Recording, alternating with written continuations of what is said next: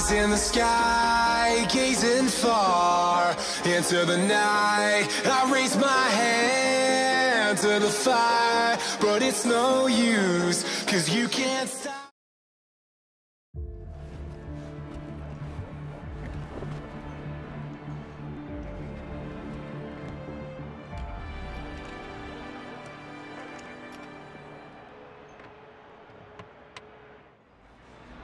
Eh bien salut à tous, c'est Boastaz. Aujourd'hui on se retrouve pour la qualification du Grand Prix de Bahreïn.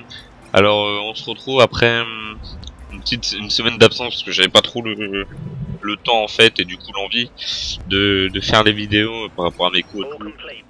Mais bon là c'est ma dernière semaine donc après je suis en vacances donc ça va pouvoir y aller tranquillement. Et donc comme je l'ai dit on se retrouve pour les qualifications à Bahreïn donc sous le soleil et malheureusement, ça sera pas comme cette année, ça sera pas sous la, ça sera pas tout simplement la nuit. Le circuit, enfin, le mode n'est pas mis à jour pour que ça soit la nuit, enfin, n'a pas été mis à jour pour que ça soit mis à jour, mis à jour plutôt. Putain, vas-y, dès le début je fais de la merde, c'est cool. Mis à jour pour régler les problèmes avec les circuits, ce sera dans les prochaines mises à jour, hein, j'imagine. Il y a de grandes chances. Donc, comme à chaque vidéo, j'ai préparé quelques sujets.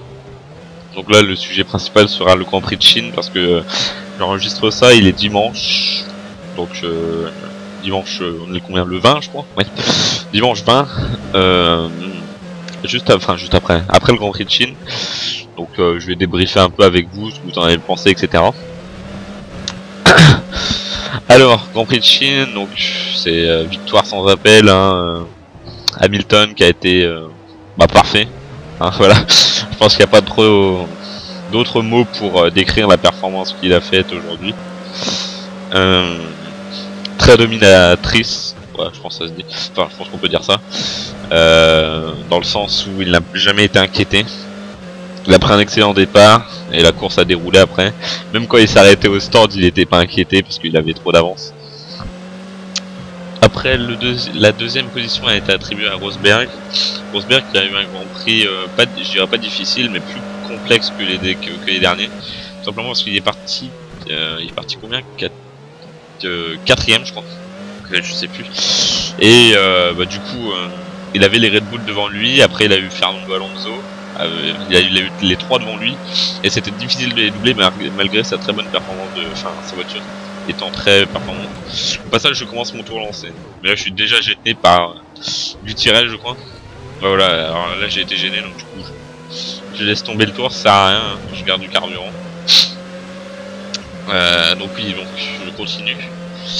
Je vais revenir sur la performance d'Hamilton. Il n'y a rien à dire, hein, c'est sans appel. Hein. Il a déroulé. Hein, concrètement, pour ceux qui ont regardé, il a complètement déroulé. C'est juste ça. Rosberg a fait une très bonne performance, mine de rien, qui finit à 18 secondes, je crois, derrière Hamilton, ce qui est énorme pour des personnes, enfin, pour deux voitures qui sont de la même écurie, et en plus les voitures qui sont très compétitives. C'est impressionnant, mais après voilà, ils ont pas eu la même physionomie, je crois que ce terme est approprié, de course, dans le sens où Hamilton n'a rien eu à faire à part conserver son rythme de course, alors que Rosberg a eu constamment du combat à faire. Donc c'est normal aussi que l'écart s'est creusé, bien évidemment. Voilà. Alors Rosberg et Hamilton, c'est fait. Les Mercedes, on en parle plus pour l'instant, c'est fini. Après, alors, la performance où je suis assez déçu, c'était Romain Grosjean parce qu'il avait fait une bonne qualification, se qualifiant 11ème, je crois. Non, je sais plus si c'est 10ème ou 11ème. Avec à ses côtés l'autre français, Jean-Éric Vergne. Deux bonnes performances, mine de rien. Surtout pour la Lotus qui est en grande difficulté depuis le début de la saison. Au passage, je relance mon tour. Et qui arrête au bout de trentaine de tours ou 25 tours Romain Grosjean pour des problèmes de boîte de vitesse. Alors, boîte de vitesse, la quatrième ne passait pas, je crois. La quatrième vitesse ne passait pas, alors c'est impossible à gérer. Il a été forcé d'abandonner, c'est dommage. Il faisait une course assez bien bonne par rapport aux performances des anciennes courses. Et il aurait pu faire mieux, hein, concrètement, je pense qu'il en avait les moyens. Après voilà, ça va venir, moteur Renault se développe de mieux en mieux.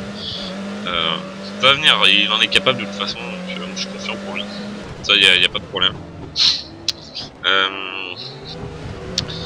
Je vais parler aussi de la performance de Red Bull qui a fait une très bonne performance, mine de rien, par rapport au tout début de saison, qui se classe, attendez que je me rappelle, 4 et 5, je crois. 4 et 5, 4 et 5ème. Avec à la base était 2 ou 3ème à la qualification, donc très bonne performance mine de rien. Elle remonte en puissance aussi, donc ça montre que le moteur Renault est bien là aussi. Donc oui, Red Bull a fait une assez bonne performance, aurait pu faire mieux, mais Alonso était là. Alonso a fait une très bonne course, qui finit donc 3ème. Je regarde le gameplay en même temps, je vois que je commence à partir du coup là. Donc, attendez, là j'ai passé la ligne d'arrivée et je me classe en 1:36 547, donc clairement au-dessus de Sutil. Donc je me dis que c'est un bon début. Donc je me dis, je pense que je suis bon pour la première séance de qualification. À voir les résultats par la suite parce qu'il n'y a pas beaucoup de personnes qui ont fait de tour tout simplement. Donc oui, Alonso a fait une très bonne performance comme je l'ai dit. Oh là là, putain je dis de la merde. Donc, comme je l'ai dit, il a fait une très bonne performance, mine de rien. À part le petit accrochage au début qui a été, qui est clairement, mine de rien, de sa faute parce que c'est lui qui regarde pas. C'est en fait au début, si vous voulez, il y a Massa avec sa Williams qui essaie de partir à l'extérieur parce qu'il fait un bon départ. Il revient à l'intérieur, totalement très propre, hein, il n'y a aucun problème. Et Alonso en fait regarde pas et du coup il le tape sur le côté, du coup la voiture de Massa décolle un petit peu. Ça lui a fait perdre du temps et c'est dommage parce que franchement je pense que Massa avait une bonne carte à tirer parce qu'en plus de ça, ça a dû endommager je pense son châssis pardon. Et je pense qu'il aurait pu faire ce qu'il fallait pour faire une bonne course.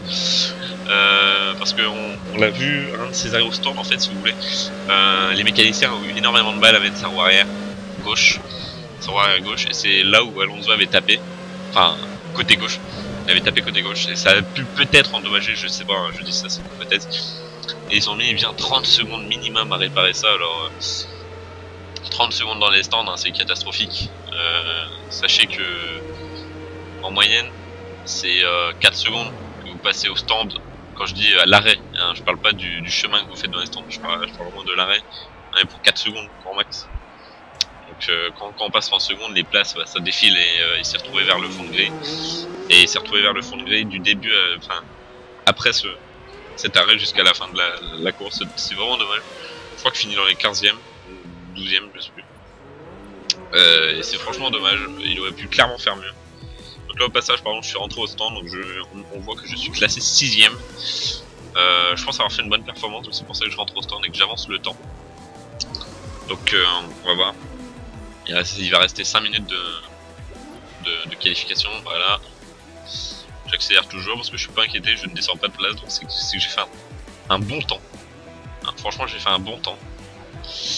Et je suis assez fier d'ailleurs, je me suis dit après ça que je pense que je peux continuer à pousser. Les deux Williams en tête, hein, c'est incroyable.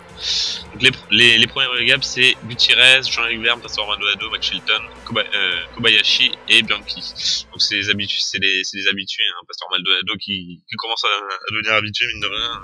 J'ai pas grand chose cette saison. La voiture ne fait pas grand chose, mais Romain Grosjean est au-dessus. Et ça c'est juste que j'ai que ça à dire. Après voilà, je supporte pas Pastor Maldonado donc ça me dérange absolument pas. Voilà. Je le dis. C'est comme ça, après la voiture va continuer à s'améliorer, c'est normal. C'est le début, toutes les équipes ne sont pas au top, enfin toutes les équipes ne sont pas préparées, tous les motoristes oui, tous les motoristes ne sont pas au point malheureusement. Et c'est normal, c'est le début des V6. Et voilà quoi. Là, tu en parlant de V6, là, je viens de parler, je l'avais pas noté sur ma petite feuille, mais attendez, j'ai quand même une mémoire, attention. Donc oui, donc je vais reparler du bruit des moteurs. Et oui, parce que ça fait un peu polémique, ça fait polémique tout simplement. Le bruit des moteurs, parce qu'on n'entend pas les voitures. Genre pour ceux qui ont regardé le Grand Prix, bah, ça m'a choqué. C'est au début du Grand Prix, en fait, on voyait les voitures qui avançaient. Genre, bah, avant le départ, il y avait le tour de chauffe. Et pendant le tour de chauffe, on entendait l'hélicoptère qui filmait. Non, pas qui filmait, un autre hélicoptère, je crois, au lieu des voitures. C'est-à-dire que les voitures ne faisaient pas de bruit comparé à l'hélicoptère. C'est quand même assez impressionnant. Avant, on n'entendait pas l'hélico, hein, très peu. Et là, on se dit qu'il y a un problème. Ça. Après, quand la course a commencé, quand les voitures passaient bah, devant les tribunes, on entendait les spectateurs plus fort que les voitures. C'est quand même assez impressionnant. Après, il y a peut-être que moi que ça choque, mais moi j'ai entendu ça, je me dis comment? Je comprends pas là. Il y a peut-être un petit problème, vous avez enlevé le son, vous avez mis sur off. Bref, franchement, ça fait polémique hein, concrètement. Là, ça va faire encore plus polémique, je pense. Ils sont en train de chercher des grosses solutions pour contrer ça, le manque de bruit justement, pour l'augmenter. Et là, attention, boum. Là, je me suis pris un mur, alors parce que j'ai roulé sur le vibreur, alors je ne comprends absolument pas pourquoi, parce que je fais ça tout le temps et ça arrive jamais. Et là, malheureusement, ça arrive, c'est con.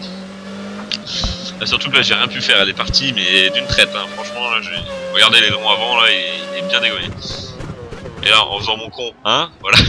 Je vais vous montrer mon aileron, je regarde pas la route, du coup je tire tout droit, mais c'est normal, c'est l'habitude. Y'a pas de problème. Voilà, bon bah du coup je suis forcé de rentrer au stand parce que sans aileron avant c'est simple, votre maniabilité est nulle. Hein. Essayez de conduire un tank, essayez de conduire un tank à... putain. Mon dieu, je suis désolé. Essayez de conduire un tank à 200 km/h, je pense que ça va être difficile. Voilà. Essayez de faire le virage avec... Je vais réussir à parler un jour ou pas? Waouh la vache, c'est chaud. Et donc je suis forcé de changer mon aileron avant. Donc voilà, on voit pas hein, le temps de réparation, voilà c'est fait. Ça prend 2 secondes concrètement. Mais ça m'oblige à rentrer au stand. Donc là je garde mon train de pneus bien évidemment parce que il a rien eu, ça c'est clair. Donc c'est parti, en espérant que ça va plus m'arriver de faire mes petits écarts comme ça, malgré moi, parce que au final, j'ai pas pu faire grand chose. Hein. J'ai pris le virage totalement normalement, un peu à l'extérieur quand même, hein, faut l'avouer. Totalement normalement, sinon, et le vireur a décidé de m'énerver. Et c'est comme ça, c'est la course. Donc oui, le bruit, voilà, il y a de grandes, comment ça s'appelle,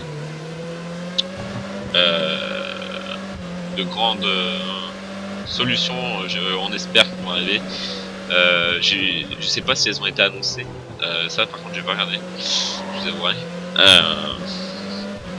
Mais bon, franchement de toute façon s'il y a des nouvelles réglementations qui vont arriver par rapport au bruit, je vous en tiendrai au courant dans les prochaines vidéos. Ah oui, pardon, au passage, en parlant de les vidéos, je change de sujet comme ça parce que je suis un dingue.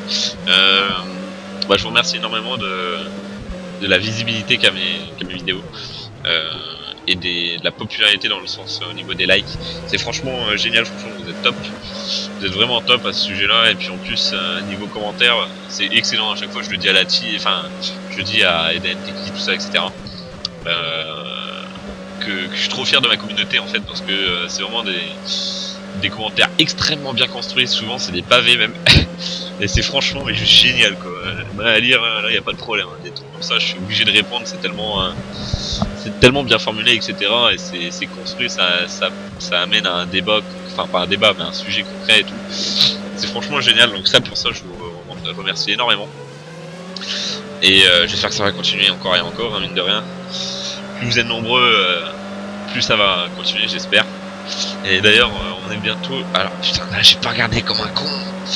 Avant la vidéo, je sais pas, j'approche de la barre des 500 abonnés, donc déjà merci beaucoup, parce que quand je vois l'affluence de mes vidéos, ça tourne dans les alentours de 450, 500 vues. Ça veut dire que presque tout le monde, voire plus de monde, hein, qui sont abonnés, regardent mes vidéos. Et ça, franchement, je pense que ça peut que booster pour faire des vidéos, hein. Je pense que vous êtes d'accord avec moi.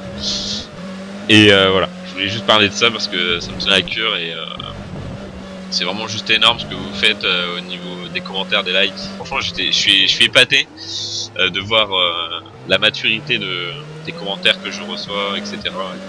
Et ça, honnêtement, c'est le plus beau truc que vous pouvez me renvoyer, c'est au niveau niveau de... Enfin, me renvoyer par rapport à la vidéo que j'ai faite, au sujet que j'ai apporté dans cette vidéo. Voilà, c'était juste ça que je voulais dire. Je sais pas si vous avez vu au passage, j'ai failli repartir dans le mur. Bah, je vais peut-être se calmer quand même, hein. J'ai l'impression que c'est bien difficile là. Donc voilà, attention là, qu'on fasse pas comme tout à l'heure, hein, qu'on prenne bien son virage sans faire de la merde. Vous voyez que là j'ai beaucoup de mal, hein, bizarrement, parce que je fais de grosses erreurs. Là je perds beaucoup de temps et j'arrive pas à le rattraper malheureusement. Parce que quand on perd du temps avec une KTRAM, c'est difficile de le récupérer malheureusement. Donc là on va attendre le chrono, très mauvais chrono. Ouais voilà, 510ème, enfin 5 dixièmes de la qualification pour l'instant. Et je pense que je vais avoir beaucoup de mal à rattraper ça. Donc voilà, vous pouvez le voir qu'il reste 5 minutes de qualification, 4 minutes de qualification. Il va falloir que je me bouge le cul mine de rien pour essayer de me qualifier justement. Après bah voilà, on va faire ce qu'on peut, hein. Je suis pas très fan de circuit, je vous l'avouerai. À le jouer, oui on peut dire ça, à le jouer, je suis pas très fan de circuit. J'ai jamais été, alors que là on voit un lac qui m'a complètement fait sortir du virage, etc. C'est vraiment horrible quand on a ça, de rien. Vous pouvez pas vous rendre compte, mais réellement, mais quand vous conduisez, c'est vraiment horrible, réellement. Et voilà. Voilà, je vais attaquer le dernier sujet parce qu'il est temps. Alors, ça fait polémique aussi, si vous êtes sans doute au courant de l'accusation de Mercedes à Red Bull par rapport au Grand Prix d'Australie, etc. Il y a beaucoup de problèmes par rapport à ça, sur le fait qu'ils n'ont pas été assez pénalisés, Red Bull, et que ça devrait être pénalisé beaucoup plus que ça sur le Mercedes. Ça fait énormément de polémiques. Ça partait dans des procès, etc. Enfin, le gros bordel quoi. Il y a d'ailleurs McLaren, j'ai vu ça hier, il va faire un procès à Red Bull. J'ai pas vu pourquoi par contre. C'est bizarre, hein, franchement c'est bizarre. Ça fait des procès de partout, franchement. C'est totalement con. Alors là au passage, j'arrive pas à augmenter, hein, franchement. Y'a rien à faire, je peux pas aller plus vite.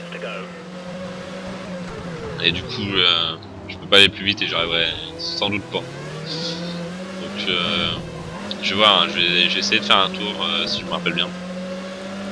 Mais il y a peu de chance. Non, je pense pas que je vais pas refaire de tour, je pense, parce que je suis en manque d'essence et puis j'arrive pas à me concentrer, je fais beaucoup trop d'erreurs. Et donc pour moi la qualification va s'achever là. Je peux vous dire que j'étais extrêmement déçu hein, quand j'ai tourné. Parce que voilà, je laisse passer, je l'ai vu au dernier moment. C'est pour ça que je suis sorti exprès. Je suis vraiment déçu de la qualification que j'ai effectuée parce que je pensais faire mieux, à la porte des 3 de AQ3. Malheureusement c'est pas le cas, c'est pas du tout le cas même. Mais là vous commencez à connaître mine de rien. Je suis en qualification, j'ai énormément de mal par contre en course, je fais des assez bonnes courses, je trouve, bien sûr. Après voilà, vous jugez bien évidemment. Alors attention, fais gaffe. Et là hop là, allez, encore une fois. Et là on peut être juste un petit bout d'aileron. Et encore une fois sur un vibreur, c'est surtout que j'étais pas si rapide que ça. Ouais. Là je l'ai vu arriver hein, mais je pensais pas qu'il allait me frôler comme ça, j'ai flippé hein, franchement. Ouais. Et donc voilà, allez, casse encore l'aileron, je suis pas du tout en confiance sur ce circuit, je maîtrise pas ma voiture. Et ça va me jouer des tours je pense. Il va falloir que je sois vraiment plus concentré sur ma course. Sinon ça va clairement me jouer des tours. Donc je suis désolé de cette qualification médiocre. Par contre tu avances, Rosberg, je te pousse au cul quand même, hein. Patate dans ta gueule. Donc voilà. Fin de cette qualification pour moi. Alors Rosberg là, celui c'est un dingue là, je sais pas ce qu'il a fait, je suis très déçu de cette qualification comme je vous l'ai dit. Vous pouvez me dire le ressenti que vous avez eu sur cette qualification, votre ressenti sur mes sujets. Donc oui, comme j'ai dit sur Facebook, etc., je vais commencer les sujets sur les pilotes, donc leur histoire, etc., récents ou non.